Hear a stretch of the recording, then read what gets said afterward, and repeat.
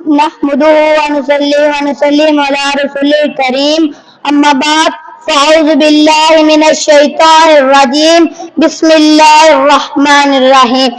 جناب صدر، میرے پیارے عزیز استاد اکرام اور میرے ساتھیوں، میں آپ سب کو دل کی گہرائیوں سے سلام پیش کرنا چاہوں گا۔ میری طرف سے آپ سب کو السلام علیکم ورحمۃ اللہ وبرکاتہ۔ مجھے جس موضوع پر گفتگو کرنے کا موقع ملا ہے اس کا عنوان ہے میری پہچان پاکستان۔ سامع گرامی، میری پہچان پاکستان، میرا ایمان پاکستان، میری پہچان پاکستان، میرا ایمان پاکستان، میری ہے آن پاکستان، میرا سامان پاکستان، میری عزت اس سے ہے، میرا عنوان پاکستان، میری عزت اس سے ہے، میرا عنوان پاکستان، غموں کی بھیڑ میں میرا گلزار پاکستان۔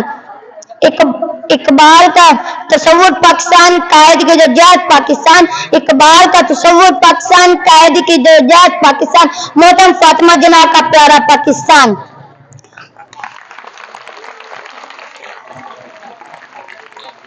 جی ہاں، وہی پاکستان جس کے لیے سو نہیں ہزاروں نہیں بلکہ لاکھوں لوگوں نے قربانیاں دی ہیں۔ کتنی ماؤں کے سامنے ان کے جگر پوشوں کو سنگاروں میں پرو دیا گیا۔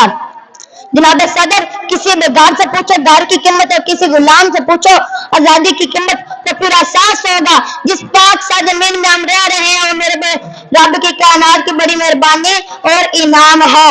شاعر یہاں پہ کیا کہتا ہے کیا کہتا ہے؟ آئے اس مٹی سے وفا تم بھی کرو ہم بھی کریں، اس مٹی سے وفا تم بھی کرو ہم بھی کریں، اس کا جو ادا تم بھی کرو ہم بھی کریں۔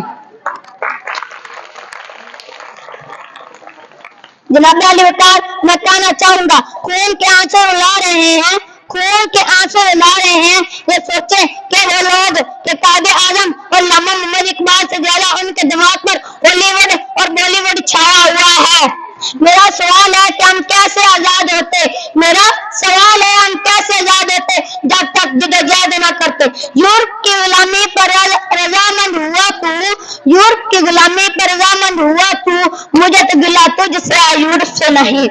میرے وطن کے ساتھی، آؤ قدم بہ قدم ملائے اور قرآن سنت کی نشو کو اپنا کر آسمان کی بلندی کی پرواز کریں۔ میں اس گفتگو کا اختتام اس شعر پر کروں گا۔ کھڑے تھے ہم بھی قسمت کے دروازے پر،